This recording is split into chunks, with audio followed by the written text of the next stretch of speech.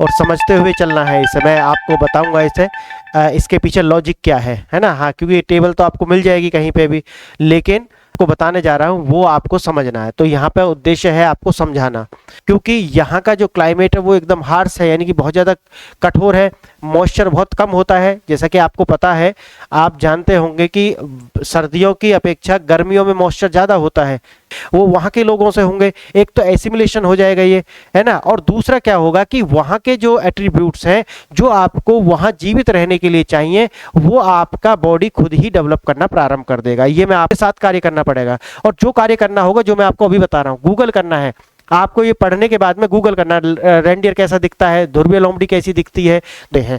अब आपकी ड्यूटी है स्प्रूस आपको देखना है, पाइन आपको देखना है। ये अब आपकी ड्यूटी बनती है कि आप ये देखें, क्योंकि मैं यहाँ सारा कुछ दिखाऊंगा तो बहुत ज़्यादा लंबा लेक्चर हो जाएगा और कोई उसका औचित्य बनता है नहीं। वहाँ पर किस प्रकार के जीव जंतु होने चाहिए, उनके कैरेक्टरिस्टिक्स क्या होते हैं जो जीव जंतु वहाँ पाए जाते हैं जहाँ पर पर्याप्त वर्षा हो। ये ओक, बीच, मैपल और चेरी, ये सब हैं। ये इस तरह के जो वृक्ष हैं वहाँ आपको जब आप पहुंचेंगे तो ये आपको दिखेंगे। ये सारा ये वही है ना, इस तरीका से दिखते हैं। तो ऑब्जर्वेशन करना है, क्योंकि वो ऐसा नहीं कि एक प्रजाति के, नहीं, क्योंकि यहाँ बायोडाइवर्सिटी ज़्यादा है, इसलिए यहाँ विभिन्न प्रजाति के वृक्ष पाए जाते हैं। और यहाँ पर आपको एक लेयर, आपको एक स्तर सा, यानी कि लेयर सी दिखाई पड़ेगी, जैसे छोटे वृक्ष से ऊंचे वृक्ष इस तरीका से जा रहे हों। उनके अंदर बहुत ज़्यादा क्या है, डाइवर्सिटी है।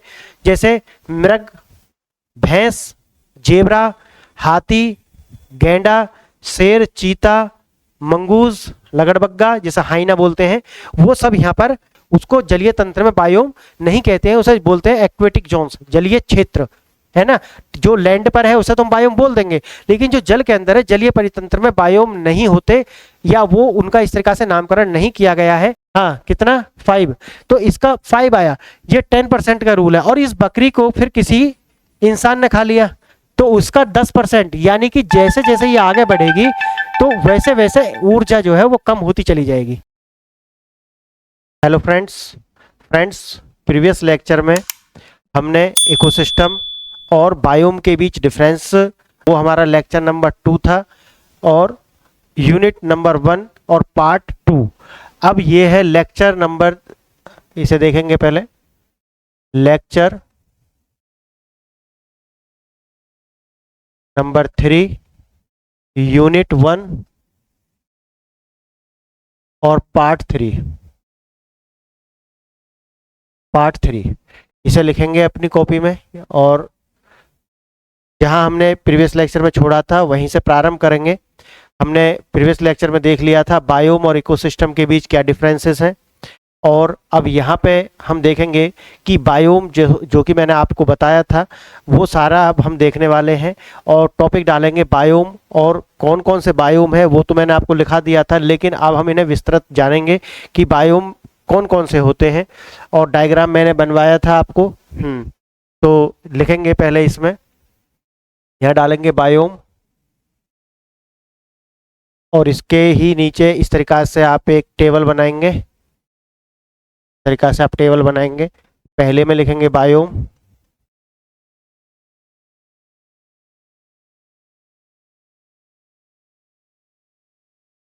पहले में लिखेंगे बायोम, फिर लिखेंगे क्षेत्र, फिर लिखेंगे क्षेत्र, तीसरा नंबर पर लिखेंगे वनस्पति, वनस्पति जगत और जंतु जगत। इस तरीका से आप इसे बना लेंगे, और ये टेबल आप तैयार करेंगे मेरे साथ साथ। मैं इसे बोलता हुआ जा रहा हूं और आप इसे देखते हुए चलेंगे, ठीक है। इस तरीका से आप देख लेंगे इसे, ठीक है। हाँ, तो यहाँ पर हम डालेंगे, पहले हम लिखेंगे टुंड्रा,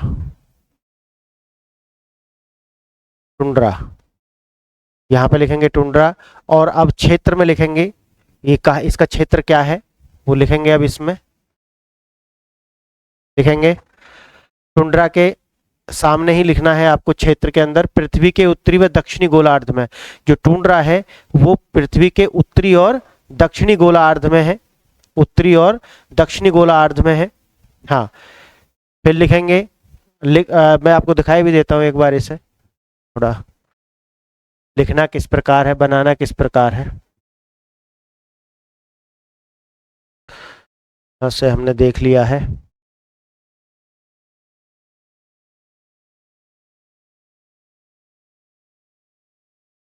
दिस, हाँ यहाँ पे देखेंगे आप,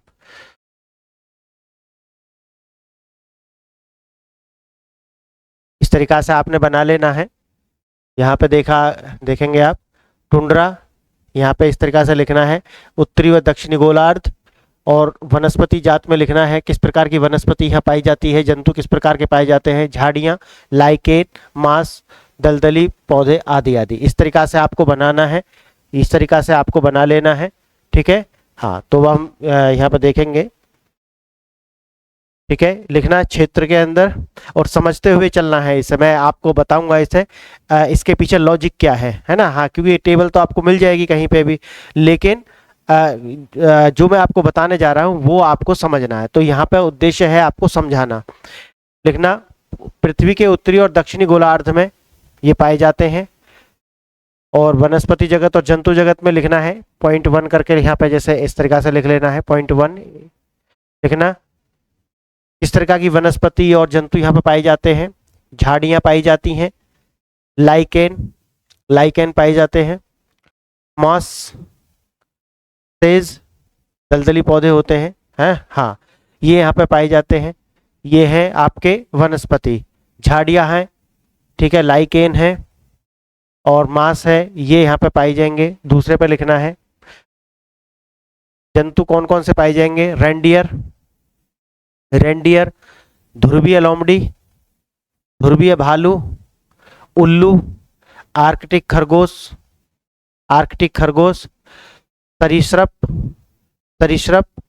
सरीसृप मतलब है कि जो रैंक कर चलते हैं।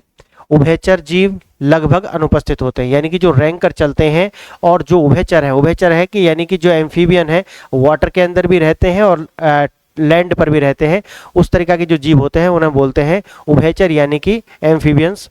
तो ये लगभग अनुपस्थित रहते हैं। अब आप इसके पीछे लॉजिक लगाएं कि अगर झाड़ियां हैं तो झाड़ियां क्यों पाई जाएंगी, क्योंकि झाड़ियां होने का मतलब है कि उनके ऊपर चौड़े पत्ते नहीं होंगे, कांटेदार वो वृक्ष होंगे।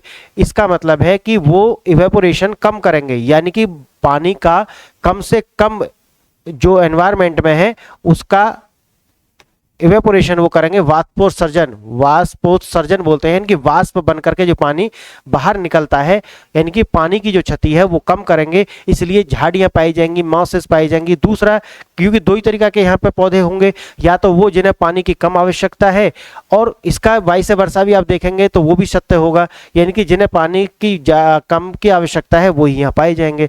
क्योंकि यहाँ का जो क्लाइमेट है वो एकदम हार्श है, यानी कि बहुत ज़्यादा कठोर है, मॉइस्चर बहुत कम होता है। जैसा कि आपको पता है, आप जानते होंगे कि सर्दियों की अपेक्षा गर्मियों में मॉइस्चर ज़्यादा होता है। हाँ, गर्मियों में मॉइस्चर ज़्यादा होता है, इसीलिए आप मॉइस्चर क्रीम कब लगाते हैं, सर्दियों में या गर्मियों में? सर्दियों में लगाते हैं ना। हाँ, क्योंकि मॉइस्चर है ही नहीं।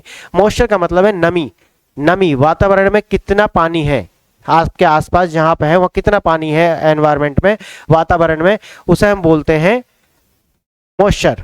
हाँ, तो ये कितना है। अब आपको ये सारा देखना पड़ेगा कि या तो वही वृक्ष वहां पाए जाएंगे जिन्हें पानी की कम आवश्यकता है, और इसका जो वाइस वर्सा है, यानी कि इसका उल्टा भी सही है, या कि यहाँ वही वृक्ष उगते हैं जिन्हें पानी की कम आवश्यकता होती है, यानी कि क्योंकि वो पानी कम वाष्पोत्सर्जित करते हैं। ये समझ में आ गया।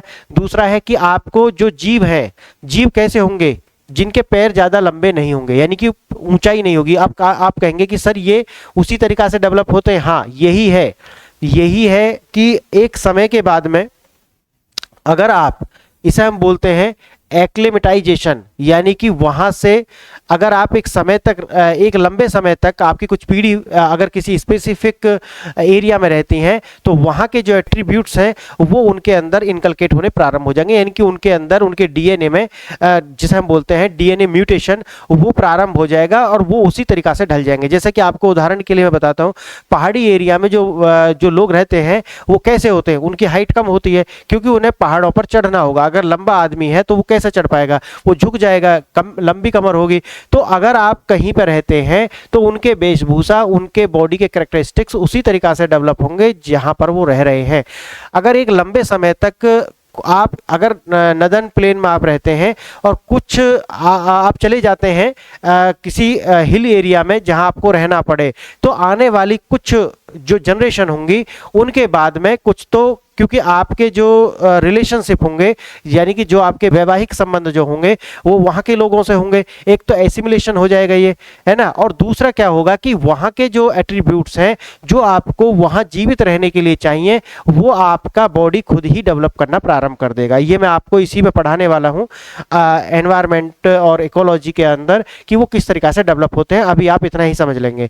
अब अगर उनका कान छोटे होंगे, कान कैसे होंगे, छोटे होंगे, तो ये जीवों के कुछ एट्रीब्यूट्स हैं कि वो एक स्पेसिफिक एरिया में पाए जाएंगे। अगर उनके ये कैरेक्टरिस्टिक्स हैं, अगर आपको दिया जाए कि कान छोटे हैं, टांग छोटी है, इस तरीका से, तो आप समझ जाएंगे कि कहीं ना कहीं ये ऐसे क्षेत्र में रहते हैं जहां गर्मी नहीं है या जहां बर्फीले एरिया, उनके ऊपर फर्स पाए जाते हैं। फर मतलब होते हैं जो बाल बहुत ज़्यादा होते हैं, ये सब इनके एट्रीब्यूट्स होते हैं। और वो एक जनरेशन से दूसरी जनरेशन में प्राकृतिक रूप से उनके जीवित रहने के लिए ये एट्रीब्यूट्स उनके अंदर आ जाते हैं और दिखने प्रारंभ हो जाते हैं। आप इतना समझेंगे, ये समझने की बात ज़्यादा है, क्योंकि ये जो टेबल है ये तो आपको एक बार को मिल भी जाए कहीं, लेकिन जो मैं आपको बता रहा हूं वो आपको नहीं मिलने वाला।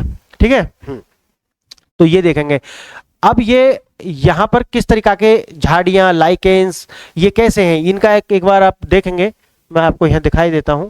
इस तरीका से झाड़ियां इस तरीका से आपको मिलेंगे यहाँ पे। ये है झाड़ियां, लाइकेन, मॉस, सेज, दलदली। अब आपको क्या करना है, आपको ये करना है कि जो मैंने बोला है, जैसे कि मैंने इसके अंदर क्या क्या बोला है, आप मेरे साथ ये काम करते हुए चलेंगे। ये मेरे साथ आप काम करते हुए चलने वाले हैं। ठीक है। मैंने आपको यहाँ पे बोला है झाड़ियां। झाड़ियां तो आपने देखी होंगी अपने आसपास, इसे मैं कहता हूं ऑब्जर्वेशन। जब आप जो मैं बोल रहा हूं अगर आप उसे तुरंत गूगल कर लेते हैं और देखते हैं कि अरे है कैसा ये, इसके कुछ इमेजेस आप देख लेंगे और इमेज आप क्या बनाएंगे, लेकिन आप एक बार देखने, एक बार ऑब्जर्व कर लेंगे, अच्छा इसके कान छोटे हैं, इसकी टांग छोटी है, इसके ऊपर बहुत सारे फर्स पाए हैं, यानी कि बाल बहुत लंबे लंबे हैं। अच्छा, अगर इस एरिया में कोई पशु पाया जाएगा तो उसके एट्रीब्यूट्स ये होंगे।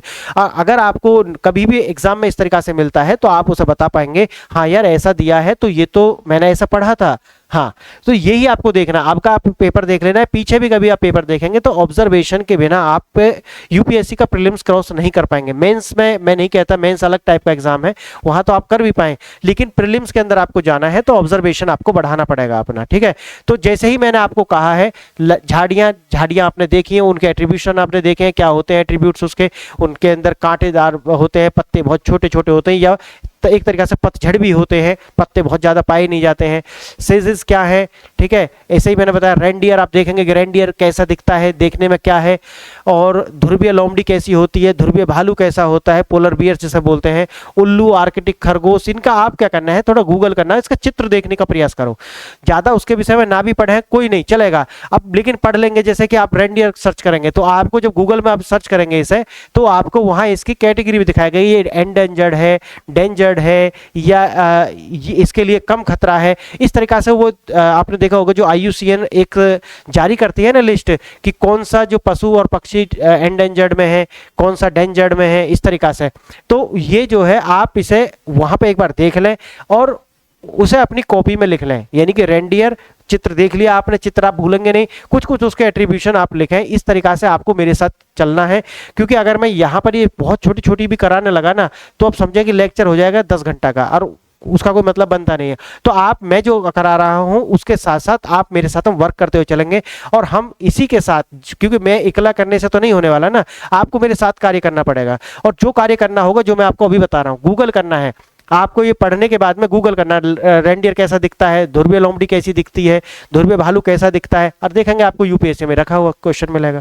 किसी ना किसी तरीका से आपको मदद कर देगा, किसी विकल्प को देख करके आप कहेंगे अच्छा ये तो मैंने पढ़ा हुआ है, ऐसे। ठीक है।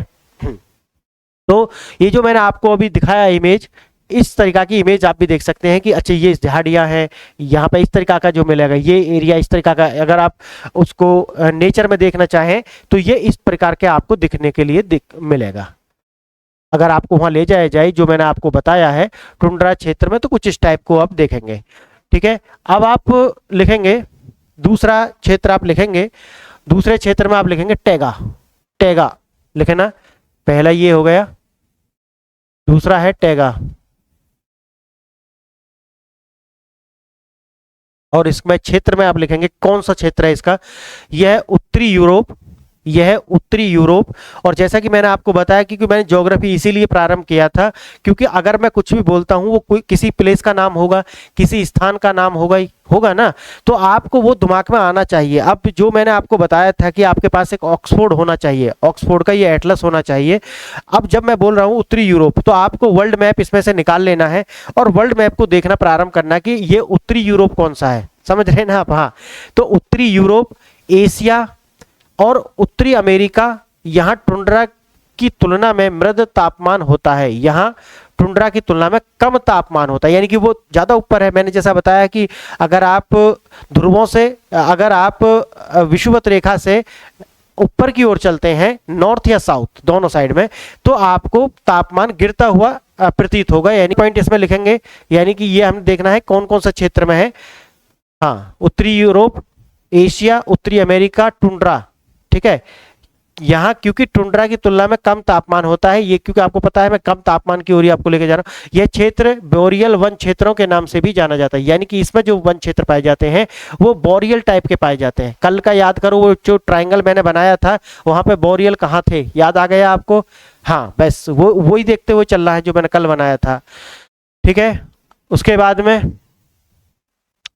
में इसका लिखना है वनस्पति किस तरीका की है, वनस्पति और जंतु जगत वाला आप देख लेना। हाँ, वो अलग अलग भी बना सकते हैं आप चाहें तो, जैसे मैंने तो यहाँ पे एक साथ बना दिया वनस्पति जगत। अगर आपके पास में कॉपी है तो आप इसमें क्या करना, इसे इस तरीका से बांट लेना बेशक, और वो मैंने यहाँ पे ऐसे लिखा है तो आप इसे यहाँ भी लिख लेना, जंतु वाले में जंतु का लिख लेना, तो आपकी मर्जी है, इस तरीका से आप कर सकते हैं, ठीक है। हाँ, शंकुधारी लिखना, वनस्पति जगत कैसा है, शंकुधारी सदाबहार वन, शंकुधारी सदाबहार वन, जिसमें शंकुधारी सदाबहार वन में क्या है, spruce, pine, spruce, pine, spruce, spruce ये वृक्ष है। और जो मैंने आपको बताया करना वही है आपको, जब मैं ये पढ़ा दूंगा जो मेरे पास है वो तो मैं दिखा ही रहा हूं आपको, लेकिन आपको क्या करना है, जो गूगल से सर्च करके उनका इमेज एक बार देखना है कि ये दिखते कैसे, दिखने में कैसे होते हैं। हाँ, वो दिखने में कैसे होते हैं ये आपको थोड़ा सा उनके कैरेक्टरिस्टिक्स देख करके पता लगाना है। इसे मैं ऑब्जर्वेशन बोलता हूँ लिखना। दूसरा, इसका जो जंतु जगत में कौन कौन सा है, पक्षी, बाज, फरधारी, फरधारी वैसे आपको बताया, फरधारी मांसाहारी, mink, elk, puma, Siberian tiger, भेड़िया आदि, ये सब आपको इस क्षेत्र के अंदर जंतु पाए जाते हैं। आपका काम जो है मैंने आपको बता दिया, जो मेरे पास है वो तो मैं आपको दिखा ही रहा हूं, बाकी जो मेरे बाद आपको करना है, जब मैं इस लेक्चर खत्म हो जाए उसके बाद में जो आपको करना है वो मैंने आपको बता दिया। और लिखना है कॉपी में, बहुत छोटा छोटा करके लिखना है। और जो मैंने आपको बताया है वो तो आपको पता है, जो नोट्स हैं वो कम से कम, अब तो आप समझ गए होंगे कि काफी सारे लेक्चर आ चुके हैं, कम से कम शब्दों में अपनी सुविधा अनुसार, ताकि आप समझ लें। कोई ये नहीं है कि एक किताब से दूसरी किताब छापनी है, नहीं, आपको कम से कम ये जो पूरे एनवायरनमेंट है ये आपको 50 पेज के अंदर खत्म हो जाएगा, यानी कि 50 पेज के अंदर ये खत्म हो जाने वाला है।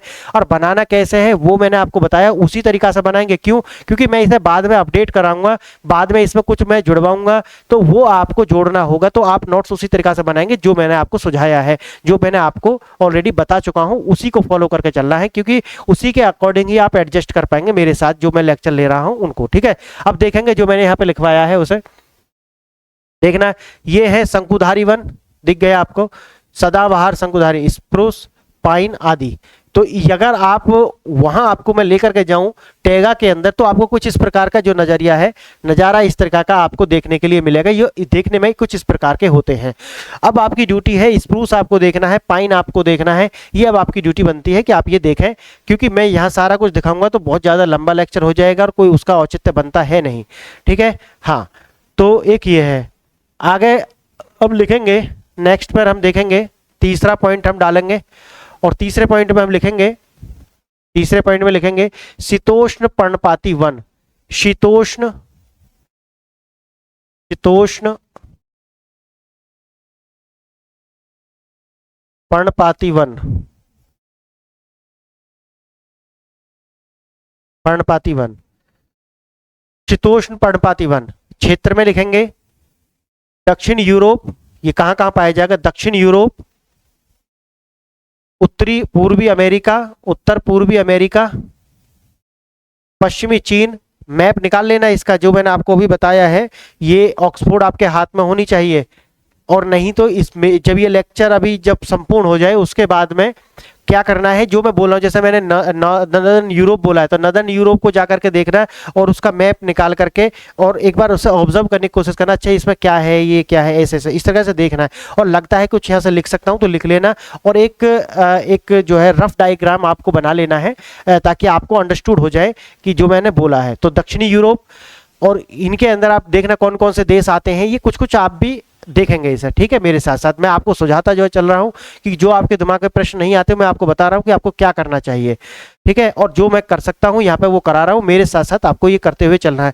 अच्छा, कुछ बच्चे ये बोल रहे हैं कि सर 2 या 3 लेक्चर भी लेकर के आए, यानी कि 2 या 3 लेक्चर आप दिन में अपलोड करें अलग अलग विषय पे। जैसे कि आपने इंडियन ज्योग्राफी चलाया तो इंडियन ज्योग्राफी पे आप एक लेक्चर डालें, दूसरा आप जो आप एनवायरनमेंट चल रहा है इस पे, और एक लेक्चर कोई और भी सब्जेक्ट लेकर के आप डालें। तो 2 से 3 सब्जेक्ट पैरेलल आप लेकर के चलें।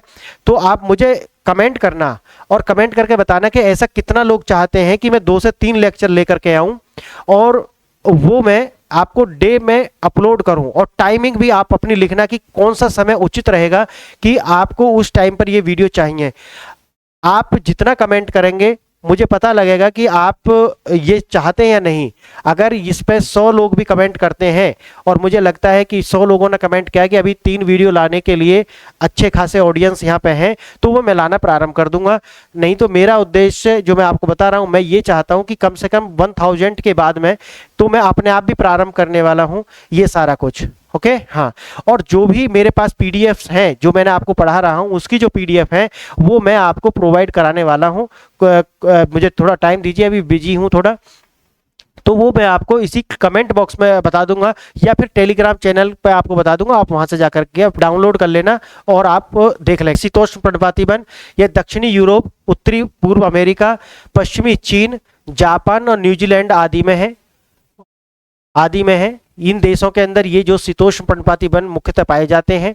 औसत मृद, अच्छा ये मत सोचना कि ये जो मैंने है लिखा है बस नहीं, मैं यहाँ पे जो पूरी स्टडी होती है वो मुख्यतः है, यानी कि मुख्यतः इन क्षेत्रों में ये ज्यादा पाए जाते हैं। अगर कहीं पे पाए तो लगभग कहीं भी जा सकते हैं, लेकिन उनको फिर हम जो है क्या करते हैं, नगण्य मान करके चलते हैं और जो मेजर है, मेजॉरिटी है, उसी के अकॉर्डिंग हम चलते हैं। औसत मृदु तापमान व पर्याप्त वर्षा, यहाँ पर तापमान क्या है, जो टेगा है उससे भी कम है और यहाँ वर्षा भी पर्याप्त मात्रा में होती है, ठीक है। हाँ, तो इन्हीं को हम लिंक करेंगे बाद में जाकर के। आप देखेंगे कि इनसे हम कैसे लिंक करेंगे कि अगर वहां पे तापमान कम है, पर्याप्त वर्षा हो रही है, तो वेजिटेशन किस प्रकार की वहां पे होनी चाहिए, वहां पर किस प्रकार के जीव जंतु होने चाहिए, उनके कैरेक्टरिस्टिक्स क्या होते हैं जो जीव जंतु वहां पाए जाते हैं जहां पर पर्याप्त वर्षा हो। जहां वर्षा नहीं होती वहां पर किस प्रकार के जो फ्लोरा एंड फौना पाए जाते हैं, यानी कि वनस्पति और जंतु वहां पर पाए जाते हैं। इनका कंपेरिजन करने से, क्योंकि आपको यूपीएससी में कंपैरेटिव स्टडी करके चलना पड़ेगा कि आप इस तरीका से सोचें ताकि आपका जो विचार है वो और भी ज़्यादा डेवलप हो, क्लियरिटी आए आपके विचारों में। जितनी क्लियरिटी आती जाएगी उतना आप यूपीएससी के नज़दीक पहुंचते जाएंगे। धुंधलापन नहीं होना चाहिए किसी भी विषय को लेकर के। हाँ, तो क्लियरिटी आपको होना चाहिए माइंड के अंदर। अब देखेंगे इसके अंदर क्या वनस्पति है, ओक, ओक के वृक्ष होते हैं। हाँ, ओक, बीच, BEECH बीच, या बीच वैसे भी लिख लेंगे, मेपल व चेरी, हाँ ये पाए जाएंगे। ओक के वृक्ष पाए जाएंगे, बीच और मेपल और चेरी ये पाए जाएंगे।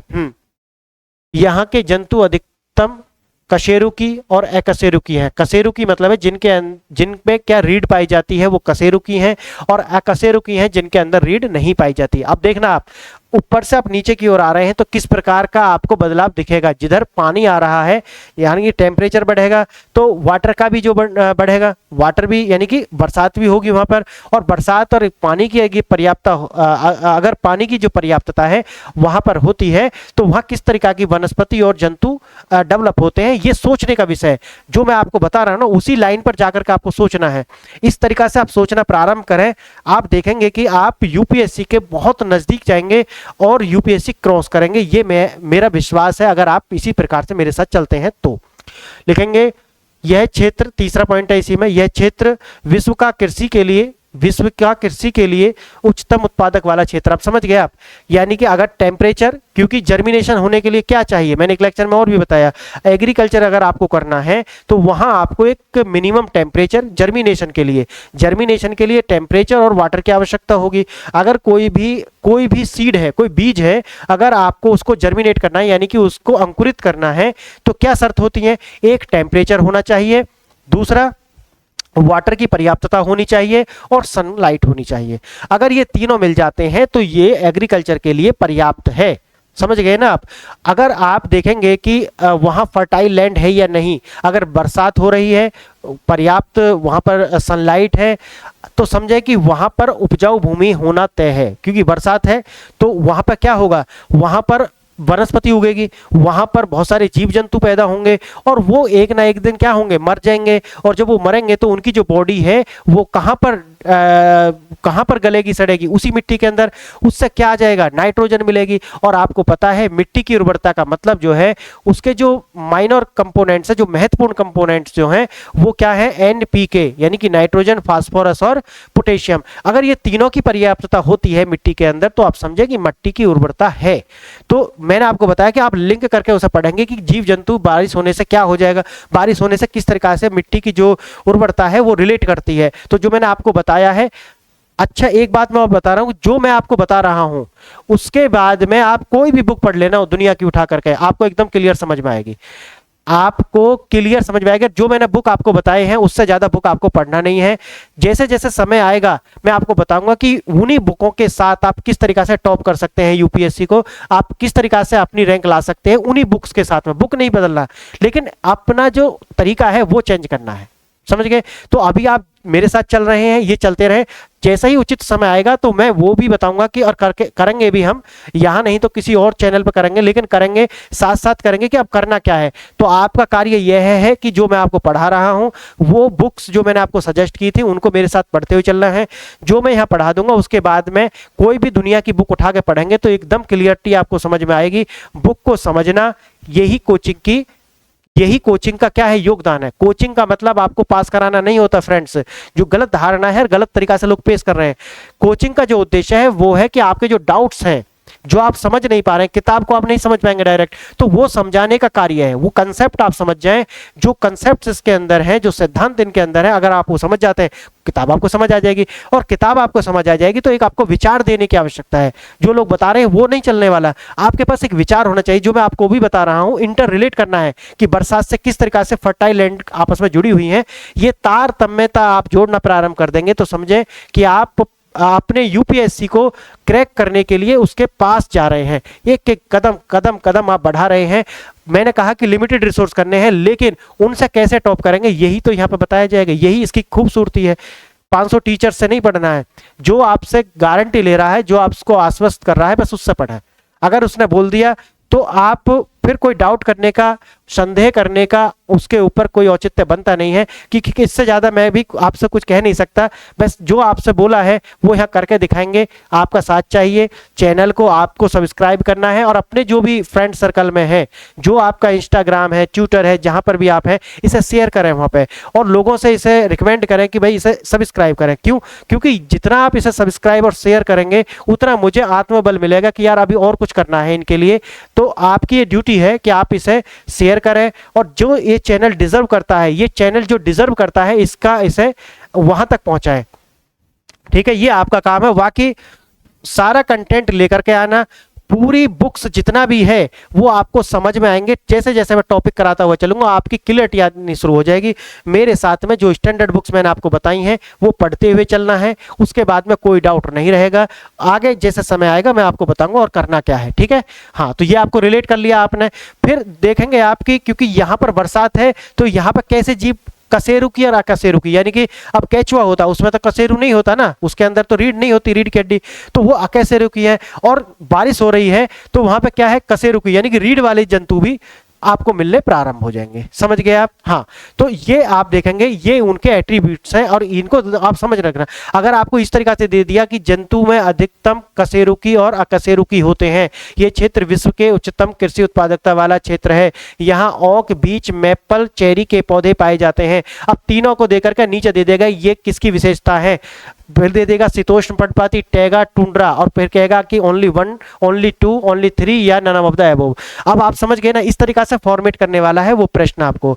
तो आप इसके लिए तैयार रहें, जितना मैं बता रहा हूं उतना आप करते हुए चलेंगे और ये सब आपका हो जाने वाला। अब मैं दिखाऊंगा ये दिखता कैसे है। अगर आप पर्णपाती शीतोष्ण पर्णपाती वन में जाते हैं, तो अगर आप वहां पहुंचते हैं और आप आंख खोल के देखते हैं तो कैसा दिखेगा आपको, वो मैं आपको दिखा रहा हूं। वो आपको कुछ इस प्रकार से दिखने वाला है, इस तरीका से, ठीक है। ये ओक, बीच, मैपल और चेरी, ये सब हैं। ये इस तरीका के जो वृक्ष हैं वहां आपको जब आप पहुंचेंगे तो ये आपको दिखेंगे, ये सारा ये वही है ना, इस तरीका से दिखते हैं। तो ऑब्जर्वेशन करना है, ये देखना किस तरीका के फूल हैं। अगर आपसे वहां कहे कि नहीं वहां तो कांटेदार वृक्ष तो नहीं है ना, देखना। और आप अपने पास से भी बहुत सारी इमेज निकाल करके वहां देखना है, आपको ऑब्जर्व करना है, उन चीजों को बार बार ध्यान से देखना। अच्छा यहाँ क्या है, अच्छा यहाँ कैसे वृक्ष हैं, रंगीले वृक्ष हैं या फिर झाड़ियां हैं क्या यहाँ पे, तो वो आपको अपने हिसाब से एक एक दो दो शब्द में लिखना है, लाइन भी नहीं, एक एक दो दो शब्द, ताकि आप अंडरस्टूड कर जाएं। ये है ओके। अब चलते हैं और देखेंगे फोर्थ पॉइंट। फोर्थ देखेंगे, इसमें फोर्थ बायोम देखेंगे। फोर्थ बायोम कौन सा है?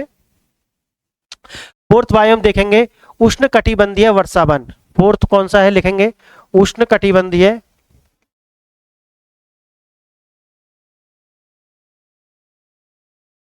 उष्ण कटिबंधीय वर्षावन। उष्ण कटिबंधीय वर्षावन, उष्ण कटिबंधीय वर्षावन लिखेंगे। इसमें क्षेत्र में विषुवत वृत्त के आसपास का क्षेत्र है, यह विषुवत वृत्त के आसपास का क्षेत्र है।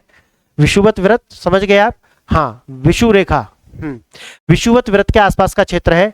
वर्ष भर उच्चतम तापमान व उच्च वर्षा, क्योंकि तापमान है तो वर्षा आनी है ना। हाँ, वो इवेपोरेशन होगा वाटर, और वही वाटर ऊपर जाकर के आपको कंडेंसेशन होगा उसका, फिर दोबारा से बरसात करेगा, तो एक चक्र बन जाता है। मैं आगे पढ़ाऊंगा इसे, ठीक है। अभी मैं आपको बस सिर्फ थोड़ा थोड़ा बता करके चल रहा हूँ। ये सारे बहुत ही डेप्थ में पढ़ने वाले हैं, कुछ भी नहीं छूटने वाला, ठीक है। लिखेंगे इसका क्षेत्र में, लिखेंगे ये लिख लिया आपने, हाँ क्षेत्र में लिख लिया। अब इसका वनस्पति जगत और जंतु जगत। वनस्पति कैसी है? पृथ्वी की सतह का लगभग 7% क्षेत्र लिखना। पृथ्वी की सतह का लगभग 7% क्षेत्र उष्ण कटिबंधीय वर्षा वनों के अंदर आता है।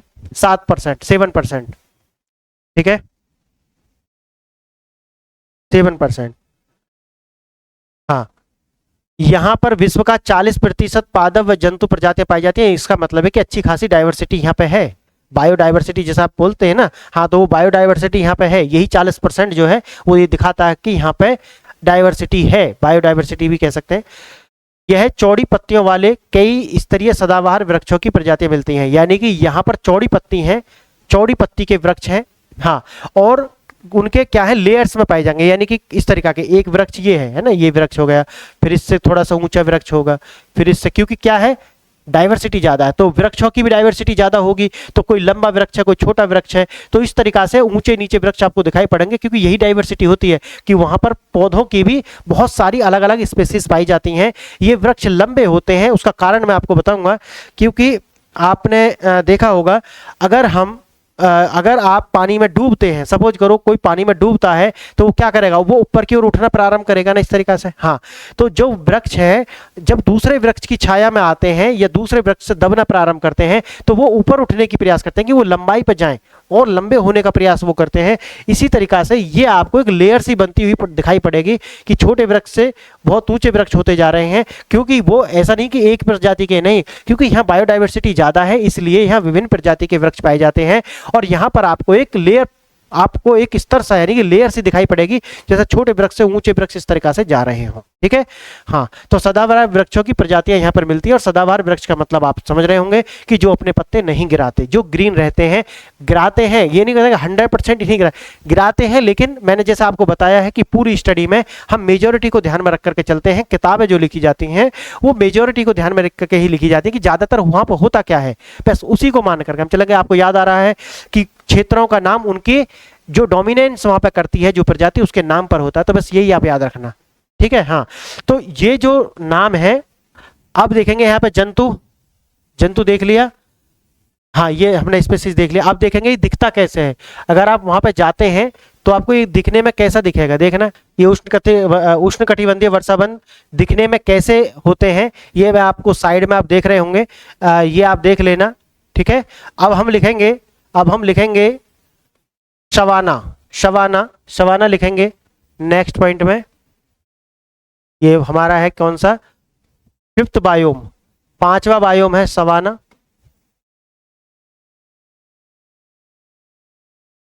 और यहां पे लिखेंगे, इसका क्षेत्र लिखेंगे आप उष्णकटिबंधीय, उष्णकटिबंधीय क्षेत्र, सवाना में लिखेंगे उष्णकटिबंधीय क्षेत्र, यानी कि अफ्रीका महाद्वीप में सवाना अधिक विस्तृत है, यानी कि अफ्रीका महाद्वीप में सवाना अधिक विस्तृत है। ये आपको स्टेटमेंट में देकर के पूछ सकता है, ठीक है। हाँ, तो उष्णकटिबंधीय क्षेत्र में सवाना अधिक विस्तृत है। अब लिखेंगे वनस्पति, इसका छितरे हुए वृक्षों के साथ घास के मैदान, छितरे हुए यानी कि जगह जगह आपको वृक्ष पाए जाएंगे और उसके साथ साथ आपको घास के मैदान भी पाए जाएंगे। अग्निरोधी कांटेदार झाड़ियां होती हैं, क्योंकि कांटेदार हैं तो जैसे ही आग लगेगा तो वो अग्निरोधक होती है, क्योंकि उनमें कांटे हैं, है ना। हाँ, तो अंदर तो पानी है ना, उसके बाहर से वो पानी रोकने के लिए तो कांटे हैं, आप ऐसा समझें।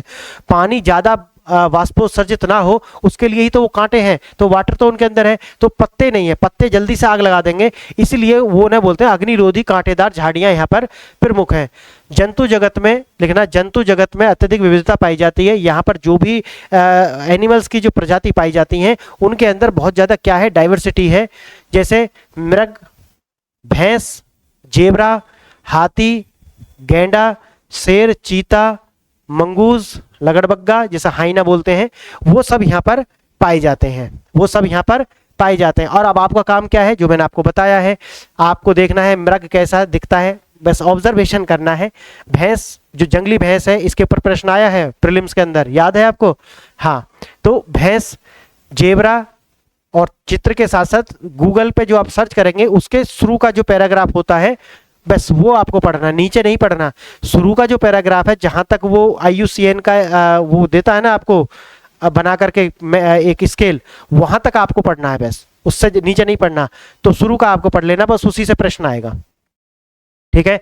जब आप भैंस पढ़ रहे हो तो जंगली भैंस तो आप देख लेना कि किस प्रकार की भैंस है और वो कौन सी कैटेगरी में आती है, तो ये यहाँ से प्रश्न बनते हैं। जेबरा, जेबरा का देख लेना है, उसके फिजिकल कैरेक्टरिस्टिक्स क्या है और उसका IUCN स्टेटस, वो बस शुरू का आपको एक पैराग्राफ पढ़ना है, गूगल पे सर्च करके, नीचे तक नहीं पढ़ना कुछ भी, ठीक है।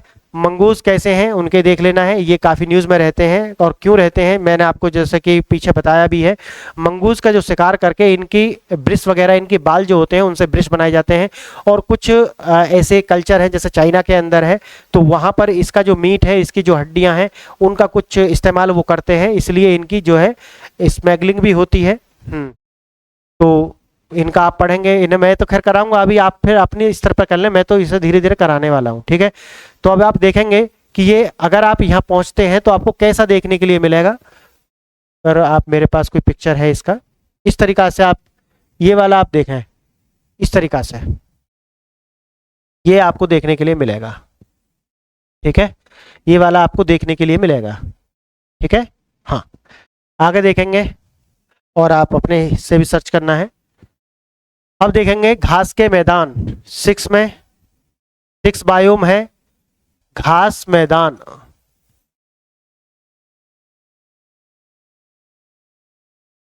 घास मैदान लिखेंगे, क्षेत्र में लिखेंगे उत्तरी अमेरिका और यूक्रेन, यूक्रेन न्यूज में है वो तो आपको, तो उत्तरी अमेरिका और यूक्रेन, ये घास के मैदान है। अगर देखो, यही मैंने आपको बताया, जैसे ही आपने समझ में आया घास के मैदान, तो क्या लिंक करना है, लिंक क्या करना है कि यहाँ पर जरूर इनका जो डेयरी प्रोडक्ट्स हैं उनकी बहुतायत होगी यहाँ पे, यानी कि जो एनिमल होंगे वो ज़्यादा होंगे, कारण है कि घास की भूमि है, उनके लिए चरागाह आसानी से अवेलेबल है, तो पक्का यहाँ पे क्या होती होगी, एनिमल रेयरिंग बोलते हैं, क्या बोलते हैं, पशुपालन। पशुपालन यानी कि जिन देशों के अंदर जो घास के मैदान होते हैं, जैसे मैंने आपको पढ़ाया प्रेरीज, मैं आगे पढ़ाऊंगा सारा कुछ, अभी आप चिंता ना करें, बड़ा लिंक कर देंगे। आप जो मेंस का एग्जाम है उसे तो ऐसे लिखेंगे चुटकियों में, क्योंकि आप लिंक करना सीख जाएंगे। अगर आप लिंक करना सीख गए हैं तो समझें कि आप मेंस लिखने लायक हो गए हैं। अगर आप अभी भी साइलोज में सोचते हैं, अलग अलग आप सोचते हैं, अभी आप मेंस लिखने लायक नहीं हुए हैं। जब आप सभी मुद्दों को कनेक्ट करना प्रारंभ कर दें, उनमें आपस में सामंजस्य स्थापित करना प्रारंभ कर दें कि किसका वजह से क्या है, कारण कार्य सिद्धांत, समझ गए ना। किसी कार्य का कोई कारण होता है, वो आप समझना प्रारंभ कर देंगे और उनका लिंक बैठाना आप प्रारंभ कर देंगे, कुछ डेटा आपके पास हो जाएंगे, तो आप मेंस लिखने लायक हो जाएंगे। और बस उसी को प्योरीफाई करके आप रैंक 1 भी ला सकते हैं और आप बाहर भी हो सकते हैं। ये आपके हाथ में है कि रैंक 1 लाना है या गलत राइटिंग करके बाहर होना है, ठीक है। तो ये आपके हाथ में है। तो जैसे ही घास का मैदान मैंने बोला तो तुरंत आपके सामने क्या आना चाहिए, अच्छा यहाँ तो एनिमल रेयरिंग होती होगी, उनके डेयरी प्रोडक्ट्स बहुत होते होंगे उनके पास में, हाँ। तो यही आप देखेंगे न्यूजीलैंड के अंदर, आप ऑस्ट्रेलिया के अंदर, अमेरिका के अंदर, और जहां जहां भी घास के स्थल होते हैं वहां उन देशों के पास में उनके डेयरी प्रोडक्ट्स बहुत आसानी से अवेलेबल होते हैं, क्योंकि उनके पास चरागाह है और आसानी से जो पशु हैं वो चर करके आ सकते हैं। ये आपस में रिलेट करने की बात है, मैं आगे इसे कराने वाला हूँ, ठीक है। अब लिखेंगे निम्न वर्षा युक्त शीतोष्ण दशाएं यहाँ पर होती हैं। घास के स्थल जो होते हैं वहां पर निम्न वर्षा होती है। आपको पता है अगर वर्षा होगी तो घास ही क्या हो जाएगी, लंबी हो जाएगी ना, हाँ। तो इसीलिए निम्न वर्षा होती है लेकिन निम्न होती है। और शीतोष्ण दिशाएं हैं, शीतोष्ण दिशाएं यानी कि ठंडी दशाएं हैं। अब लिखेंगे वनस्पति जगत, इस क्षेत्र में घास ही प्रमुख वनस्पति है, यानी कि वृक्ष कम पाए जाएंगे। मैंने जैसा घास स्थल, बायोम क्यों इसका नाम है, क्योंकि घास में डोमिनेट करती होगी। ऐसा नहीं है कि वहां और कोई वृक्ष नहीं पाए जाएंगे, पाए जाएंगे लेकिन बहुत कम संख्या में, तो इसलिए उनको क्या मान लेते हैं, उनको डोमिनेंस इनकी, उसका नामकरण नहीं होता। जैसे मैंने आपको नामकरण करने का एक ही तरीका है, जो वहां डोमिनेट करे उसकी के नाम पर उसका नाम रखा जाएगा। अब जैसे घास बायोम है तो इसका मतलब है इस बायोम के अंदर घास डोमिनेट कर रही होगी, इसलिए इसका नाम क्या रख दिया, घास स्थल। अब मरुस्थल है तो मरुस्थल बायोम के अंदर मरुस्थल ही ज्यादा डोमिनेट कर रहा होगा, इसलिए उसका नाम क्या रख दिया, मरुस्थल। और वहां पर जो रहने वाले जीव जंतु हैं, पेड़ पौधे हैं, क्योंकि वो उन हार्श कंडीशन को क्या कर सकते हैं, एक्युमुलेटाइज कर सकते हैं, यानी कि उनके साथ सामंजस्य स्थापित कर सकते हैं, इसीलिए वो वहां पर उगे हैं या वो वहां पर अपना निवास स्थान बनाए हुए हैं। मैंने कल एक आपको नीस का कंसेप्ट पढ़ाया था। नीस का कंसेप्ट यही है कि आप जो भी जंतु या जीव या फिर पेड़ पौधे हैं वो वहीं पर उगते हैं या वहीं पर पोषित होते हैं जहां पर उनके लिए एक आसान कंडीशन हो, यानी कि अनुकूल परिस्थितियां हो, समझ गए, हाँ ये वाली। तो इस क्षेत्र में घास ही प्रमुख है। आगे जंतु जगत में जंगली भैंसे, मृग, बिल्ली, कृंतक, लोमड़ी आदि आदि यहाँ पे पाए जाते हैं। क्या है, जंगली भैंस, जंगली भैंस यहाँ पे होगी, मैंने जैसा आपको बताया है। मृग घास खाता है, होगा। बिल्ली यहाँ पे होंगी। कृंतक यानी कि रोडेंट्स, चूहे जैसे टाइप के जो होते हैं। लोमड़ी, ये सब यहाँ पे आपको पाए जाएंगे, क्योंकि जो मैं अभी आप आगे पढ़ाऊंगा आपको फूड चेन और फूड वेब, वो आप इससे और रिलेट कर पाएंगे। ये सारी के सारे जो बातें हैं आपस में इंटर रिलेट करने का प्रयास करना, अलग अलग मत पढ़ना, इनको कनेक्ट करना है। यही तो मैं सिखा रहा हूं यार, ये तो आपको किताबों में मिल ही जाएगा, लेकिन आपको सिखाना जो है ना वो उद्देश्य, मेरा उद्देश्य है। कोचिंग इंस्टीट्यूट जो पैसे लेते हैं उनका एक उद्देश्य होता है, उसकी सोच को डेवलप करें। वो जब सोच डेवलप हो जाएगी तो वो किताब भी उसे समझ में आनी प्रारंभ हो जाएंगी। कंसेप्ट सिखाने चाहिए, मैं कहता हूं कंसेप्ट। अरे किताब तो वो पढ़ ही लेंगे ना, आप कंसेप्ट समझा दीजिए। कंसेप्ट समझने के बाद वो पूरे के पूरे चैप्टर को समझ लेगा। तो ये कंसेप्ट और इंटरलिंकेज जो है आपको पढ़ाना मेरा उद्देश्य है। तो जो मैं आपको यहाँ पढ़ा रहा हूँ वो आप भी उसी तरीका से एक से दूसरे को इंटरलिंक करने का प्रयास करेंगे, ठीक है। हाँ, वो दिखते कैसे हैं वो मैं आपको एक बार यहाँ पे दिखाई देता हूँ। दिखते कैसे हैं घास के मैदान, ये इस टाइप के हैं, ये इस टाइप के आपको दिखने के लिए मिलेंगे, है ना। हाँ, घास ये रहा ना, इस तरीका से ये है घास के मैदान। घास के मैदान इस तरीका से आपको देखने के लिए मिलते हैं, अगर आप वहां पहुंचते हैं तो ये है वो, ठीक है। अब आगे लिखेंगे 7 पे लिखेंगे, 7 पर आप लिखेंगे मरुस्थल, मरुस्थल। मरुस्थल लिखेंगे, इसका क्षेत्र लिखेंगे। महाद्वीप के आंतरिक भाग जहां निम्न वर्षा व उच्च तापमान की स्थिति होती है वहां ये विद्यमान होते हैं। जहां पर आंतरिक यानी कि जो भी हमारे जो महाद्वीप है, यानी कि जैसे इंडिया है, ठीक है, अगर उसके आंतरिक भाग में जहां पर निम्न वर्षा हो और उच्च तापमान की स्थिति हो वहां पर ये विद्यमान होते हैं। हाँ, जो वाटर है वो क्या हो जाएगा, इवेपोरेट हो जाएगा, वाष्प बनकर ऊपर उठ जाएगा। वाष्प बन के ऊपर उठ जाएगा, बरसात जो है कम ऑलरेडी हो रही है, तो जिससे क्या होगा कि जो मिट्टी के कण हैं वो एक दूसरे से दूर हो जाएंगे और रेत जो है वो बहुत बारीक होता चला जाएगा, तो इससे क्या है, रेगिस्तान का निर्माण वहां पे हो जाएगा। आगे लिखेंगे यहाँ दिनों में उच्च तापमान व रात में निम्न तापमान रहता है। ये एक विशेषता है सभी मरुस्थलों की कि वहां दिन में उच्च तापमान और रात में निम्न तापमान रहता है जी। हाँ, अब लिखेंगे वनस्पति जगत और जंतु जगत। वनस्पति में प्रमुख कांटेदार झाड़ियां, कैक्टस, सूखा प्रतिरोध वनस्पति प्रमुख होते हैं। कैक्टस कोई कांटेदार, मैंने जैसा आपको बताया है। यहाँ पे भी वही है कि पानी कम से कम वो वाष्पोत्सर्जित करें, क्योंकि जितना यहाँ पे है, आप याद करें अभी मैंने आपको क्या पढ़ाया, टुंड्रा पढ़ाया। टुंड्रा में भी क्या है, मॉइस्चर कम है। एनवायरमेंट पर आप अपने चारों ओर देखेंगे, एनवायरमेंट जब मैं बोलता हूँ तो आप समझ रहे हैं ना, आपको जो भी जेब अजेब चारों ओर से घेरे हुए हैं वही आपका एनवायरमेंट है। तो अपने एनवायरमेंट को आप देखेंगे और वहां पर आप देखेंगे तो क्या है, एनवायरमेंट में अगर मॉइस्चर कम है तो उसका मतलब है क्या है, रेगिस्तानी स्थिति बनेगी। उसी तरीका से जब आप टैगा या टुंड्रा में देखेंगे तो वहां पे भी क्या है, एनवायरमेंट में क्या मॉइस्चर कम है। तो दोनों की आप तुलना करें तो क्या वो शीत मरुस्थल है, याद आ गया, यही इंटरलिंकिंग है। क्या वो शीत मरुस्थल है, हाँ यस वो शीत मरुस्थल है।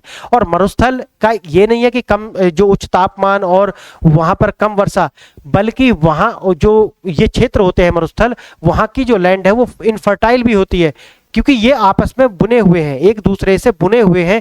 क्योंकि इनफर्टाइल इसलिए है क्या वो रेगिस्तान है, या रेगिस्तान इसलिए है कि वो इनफर्टाइल है। तो अब आप देखेंगे रेगिस्तान इसलिए बना कि वर्षा कम होती है, या वर्षा कम होती है रेगिस्तान इसलिए बना। तो ये आपस में आप घुमा करके देखेंगे तो आपको दोनों ही बात समझ में आनी प्रारंभ हो जाएंगी कि वो एक दूसरे के कारण कार्य सिद्धांत है। वो इसलिए बने हैं क्योंकि ये होता है, और ये इसलिए होता है क्योंकि ये बने हैं। तो ये आपको गोल गोल दिखाई पड़ेगा, इसे समझने का प्रयास करेंगे।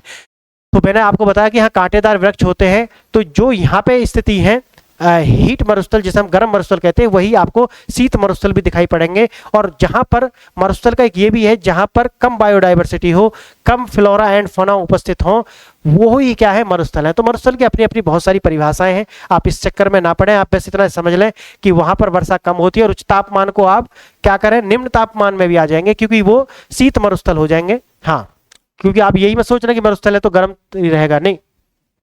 चलो लिखेंगे जंतु जगत में सरीसृप व छोटे स्तनधारी, लिखना जंतु जगत में, यहाँ पर मरुस्थल के अंदर जंतु जगत में सरीसृप व छोटे स्तनधारी व पक्षी पाए जाते हैं। और जैसे ही मैंने आपको बताया वहां पे क्योंकि ठंड है तो बेशक वो क्या है, ज्यादा ऊंचे नहीं मिलेंगे उनकी टांगे, लेकिन यहाँ पर क्या है, गर्मी की वजह से उनकी जो टांगे हैं वो ऊंची मिलेंगी। जैसे कि आप देखेंगे यहाँ पे आपको ये जो होता है ऊंट, ऊंट की टांग ऊंची है। क्यों, क्या इसलिए ऊंचे वो रेगिस्तान में ही है, इसलिए ऊंची है कि वहां रेगिस्तान है? आप घुमा के देखा इसे, क्योंकि वो जंतु वहां पर डेवलप हुआ है। तो उस तरीका की जो उसकी स्थिति है, क्योंकि उसने वहां हजारों वर्ष गुजारे हैं, वो वहां पर पैदा हुआ है, तो नेचर ने उसको उसी के तरीका से तो उसको इवोल्यूशन करा है। उसका इवोल्यूशन वहीं की तरह होगा। तो उसका जो पेट है वो ऊंचा रहे, यानी कि जमीन से ऊंचा रहे, क्योंकि नीचे से क्या निकलेगा, ज्यादा गर्मी है, तो उससे बचाने के लिए उसके पैर लंबे हो गए, उसकी नाड़ लंबी है। क्योंकि आपको पता है कि जो वृक्ष है वो नीचे तो कुछ उगेगा नहीं, घास तो होगी नहीं मरुस्थल में, तो क्या करेगा, खाएगा क्या, वो ऊपर जो वृक्ष है उससे जो भी खाना है उसे, उसकी नाड़ लंबी कर दी गई है। इसी तरीका से उसके अंदर पानी को स्टोर करने की जो क्षमता है वो रखी गई है। तो आप समझ रहे हैं ना कि अगर कोई जीव कहीं पर भी अगर इवोल्यूशन उसका होता है तो वहां की जो कंडीशंस है उनको ध्यान में रख करके नेचर ये सब करती है। या आने वाले समय में जैसे मैंने आपको बताया कि कोई व्यक्ति अगर प्लेन्स में रहता है, मैदानी क्षेत्र में रहता है, अगर वो किसी कारणवश शिफ्ट हो जाए किसी हिली रीजन में, तो आने वाले 100, 200, 500 वर्ष में उसकी जो आने वाली जनरेशन होंगी, एसिमिलेशन की सहायता से प्लस म्यूटेशन की सहायता से जो नेचर है, या तो वो खत्म हो जाएंगे, सर्वाइवल ऑफ द फिटेस्ट की थ्योरी आपने पढ़ी होगी, या तो वो खत्म हो जाएंगे या उसमें ढल जाएंगे। यही दो विकल्प है, तीसरा कोई विकल्प उनके पास नहीं है। ठीक है, हाँ, तो ये आप इनको आपस में जोड़ने का प्रयास करना है। अगर अब ये यही खत्म नहीं होने वाला, अब जब तक मैं ये सब पढ़ाऊंगा, ज्योग्राफी में भी आपको पढ़ाऊंगा, तो वहां पर भी मैं आपको पूछूंगा ये। अब मैं बार बार इसे नहीं कराने वाला, आपको एक जगह करा दिया तो करा दिया, ये ज्योग्राफी में भी आएगा, वहां मैं नहीं कराऊंगा, जो भी मुझे ऐड कराना होगा मैं यहीं पे ऐड करा दूंगा। ठीक है, हाँ, लेक्चर नंबर बोलूंगा, यूनिट नंबर बोलूंगा और उसका पार्ट नंबर बोलूंगा, ये मेरा कोड रहेगा। जैसे कि मैंने यहाँ बोलूंगा आपसे कि लेक्चर नंबर 3, यूनिट नंबर 1 और पार्ट नंबर 3 ये बोलूंगा, और मैं कहूंगा कि वहां पे मैंने ये पढ़ाया और अब मैं यहाँ पे अपडेट करा रहा हूँ। तुरंत आपको उसी तरीका से अपने नोट्स भी बनाने हैं कि लेक्चर नंबर 3, यूनिट नंबर 1 और पार्ट नंबर 3, ताकि आपको कोई भी ढूंढने में इसे जब परेशानी ना हो, ठीक है, इसीलिए लिखा करके चलता हूँ ये सारा। अब देखेंगे कि किस तरीका के जो वृक्ष है वो या किस तरीका से दिखता है ये, तो ये है इस तरीका से। इस तरीका के जो वनस्पति, कांटेदार झाड़ियां, कैक्टस, सूखा प्रतिरोध वनस्पति प्रमुख यहाँ पर है, ठीक है, ये है सारा कुछ आप देख लेंगे और आप अपने ओर से भी प्रयास करेंगे। तो यहाँ पर ये जो है बायोम जो है वो मेरा होता है समाप्त की जो बायोम है टेरिस्टोरियल, यानी कि जो ऊपर अभी हमने सिर्फ पृथ्वी के ऊपर देखा है ये सारा बायोम, जल का अपना एक अलग बायोम है, ठीक है, वो हम देखेंगे, ठीक है। और जलीय जो तंत्र है इसीलिए उनको जल जो बायोम तो होता है लेकिन उसको जलीय तंत्र में बायोम नहीं कहते हैं, उसको जलीय तंत्र में बायोम नहीं कहते हैं, उसे बोलते हैं एक्वेटिक जोन्स, जलीय क्षेत्र, है ना। जो लैंड पर है उसे तो हम बायोम बोल देंगे, लेकिन जो जल के अंदर है जलीय परितंत्र में बायोम नहीं होते, या वो उनका इस तरीका से नामकरण नहीं किया गया है, तो वो उनकी शायद कोई ऐसी मजबूरी रही होगी कि वो डिफरेंस करना चाह रहे होंगे कि ये बायोम उनसे अलग हो जाए, तो इसलिए बायोम ना कहकर एक्वेटिक जोन्स उन्होंने बोल दिया है, ठीक है। हाँ, तो आप इसके अंदर देखेंगे जो अब आप लिखेंगे जलीय क्षेत्र, अब आप लिखेंगे ये यहाँ पे समाप्त होता है, ठीक है। अभी आप इसे इसी तरीका से लिख लेंगे, जब मुझे कुछ अपडेट यहाँ पे कराना होगा आने वाले समय में तो मैं वो तब करा दूंगा, आप इसका इसी तरीका से बना करके आपने छोड़ देना है। अब आपको लिखना है, अब आपको लिखना है जलीय क्षेत्र, जलीय क्षेत्र यानी कि एक्वेटिक जोन्स, एक्वेटिक जोन्स लिखना है, जलीय क्षेत्र, जलीय लिखना जैसे मैंने आपको बताया है, तो ये भी क्या बायोम ही है, लेकिन इसे बायोम बोलते नहीं है, इसलिए बोलते हैं जलीय क्षेत्र बोलते हैं।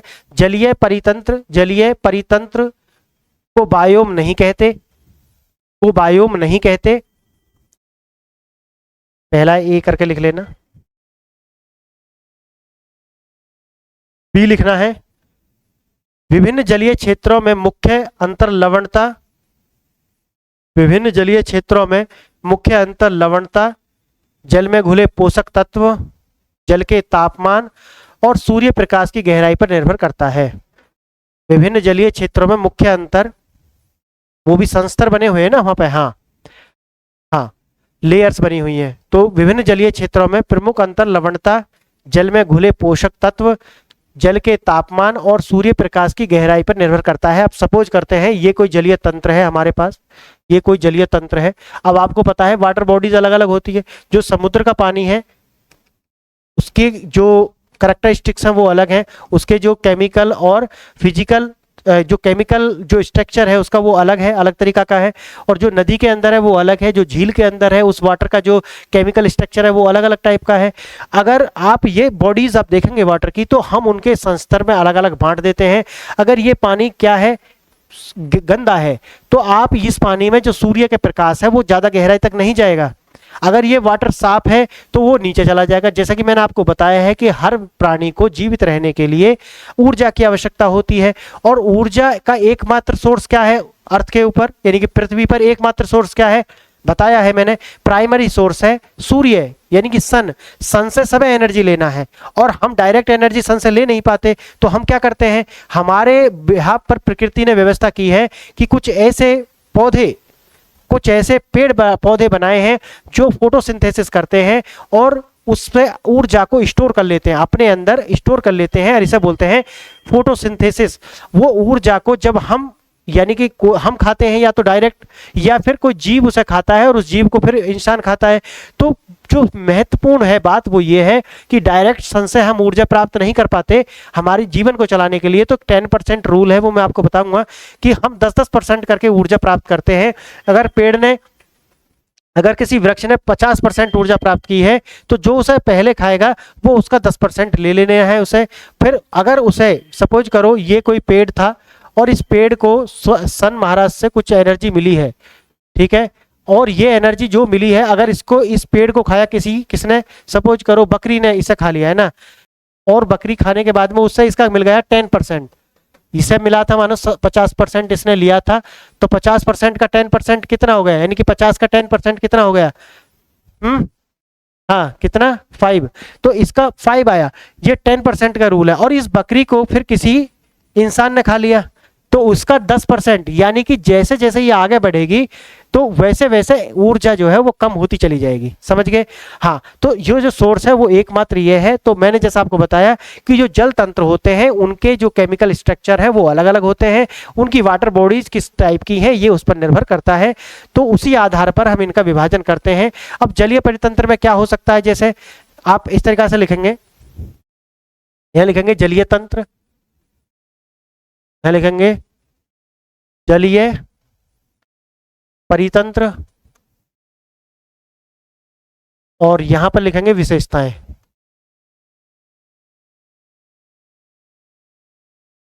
विशेषताएं, ठीक है, जलीय पारितंत्र और विशेषताएं। यहां पर आप लिखेंगे पहले में स्वच्छ जल पारितंत्र, स्वच्छ जल परितंत्र, ए करके लिख लेना या बी करके ऐसे लिख लेना, लिखना। आगे लिखेंगे स्वच्छ जल पारितंत्र, स्वच्छ जल को लिखना, स्वच्छ जल पारितंत्र को मूविंग वाटर यानी कि लोटिक जल भी कहते हैं, यानी कि कहते हैं ना आपको कि जो बहता हुआ जल है वो शुद्ध जल है। सुना है ना गांव में, अपने घर में ये बात सुनी होगी। स्वच्छ जल क्या है? जो बहता हुआ जल है। नदी को इसलिए तो मानते हैं स्वच्छ, क्यों? क्योंकि वो बह रही है। तालाब गंदा है क्योंकि पानी रुका हुआ है। तो जो भी स्वच्छ जल है, यानी कि जो लॉटिक है, लॉटिक मतलब है जो बह रहा है, मूविंग वाटर है, चलता हुआ बहता हुआ जो जल है, उसे क्या बोलते हैं? स्वच्छ जल बोलते हैं। जबकि रुके हुए वाटर को हम बोलते हैं लैंटिक, लैंटिक LENTIC, लैंटिक जल यानी कि रुका हुआ जल। अब लिखेंगे दूसरा इसमें बी करके, लॉटिक जल यानी कि बहता हुआ जलीय तंत्र में स्वच्छ जल धाराओं, झरने, क्रीक, नदी आदि आदि शामिल है। यानी कि झरने भी इसमें शामिल है, नदियां भी इसमें शामिल है, क्रीक भी इसमें शामिल है। अब आपको याद रखना है कि झरने देखना है, क्रीक क्या होती है ये देखना है, उसमें देख लेना है, सिर्फ फोटो में मैं सब कराने वाला हूं, लेकिन अभी आप इसी के संदर्भित करते हुए मैं इसे लिमिटेड रखता हूं ताकि लेक्चर इधर उधर ना भटक जाए, ठीक है। लिखेंगे तीसरा पॉइंट सी करके, इसमें लैंटिक जल निकायों में, लैंटिक जल निकायों में तालाबों, दलदली और झील आदि शामिल किए जाते हैं। लैंटिक में ही क्या है? जल निकाय, तालाब, दलदली क्षेत्र आदि भी इसमें शामिल किए जाते हैं, मार्शलैंड से हम बोलते हैं। देखेंगे स्वच्छ जल परितंत्रों में भौतिक, रासायनिक और जैविक विशेषताओं में अंतर देखने को मिलता है। यानी कि स्वच्छ जल परितंत्रों में भी भौतिक, रासायनिक और जैविक तीनों की विशेषताओं में अंतर देखने के लिए मिलता है। और वो मैंने आपको बताया कि उनका जो कॉन्स्टिट्यूट किस तरीका से वो है, वो बने किस तरीका से, उसकी संरचना क्या है, इस पर ये निर्भर करता है। अब लिखेंगे समुद्री पारितंत्र, दूसरा लिखेंगे, पहला आपने लिख लिया ये जलीय पारितंत्र, और दूसरा आप इसमें इसी तरीका से लाइन खींच लेंगे और लिखेंगे समुद्री पारितंत्र।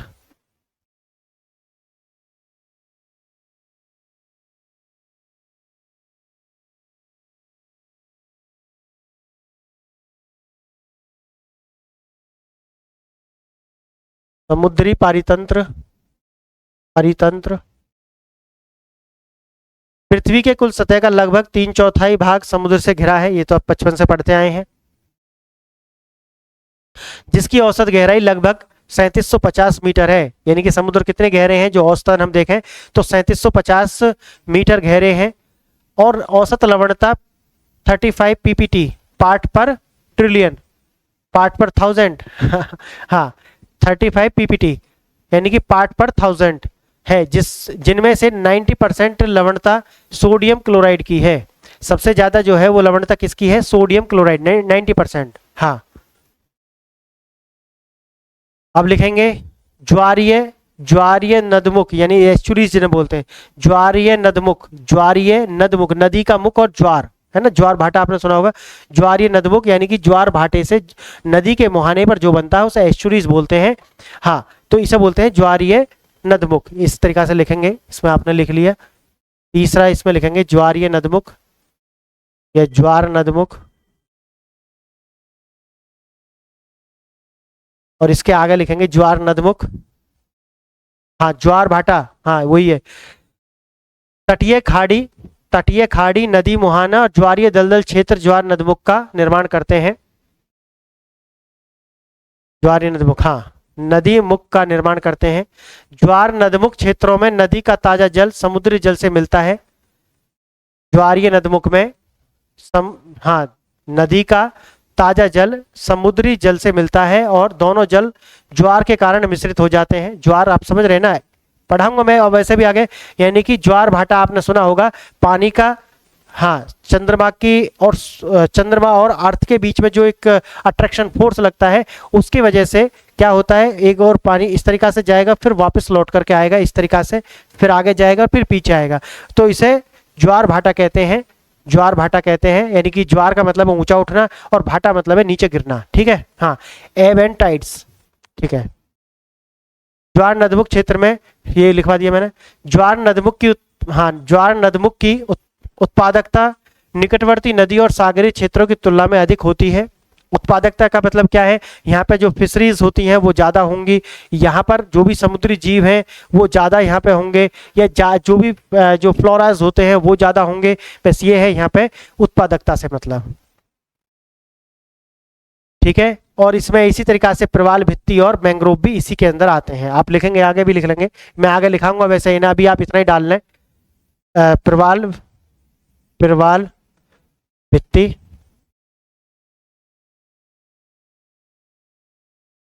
प्रवाल भित्ति, और एक डाल लेना मैंग्रोव, ये मैं लिखाऊंगा आगे, मैंग्रोव, ठीक है।